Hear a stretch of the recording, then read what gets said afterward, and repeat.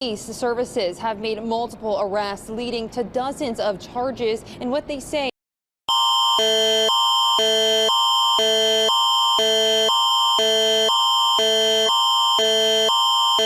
This is an Alberta emergency alert. The town of Peace River has issued a flood alert.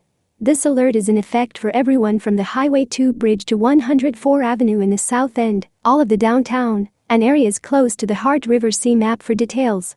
There is a potential of flooding of the Heart River and surrounding areas.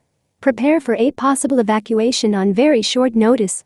Fuel your vehicles, gather important documents, medication, pets, and food and water.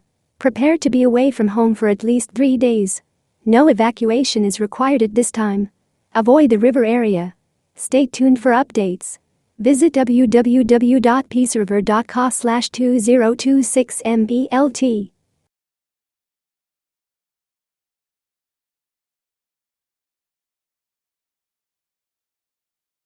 Or a business. It had the ability to reach thousands of devices at once.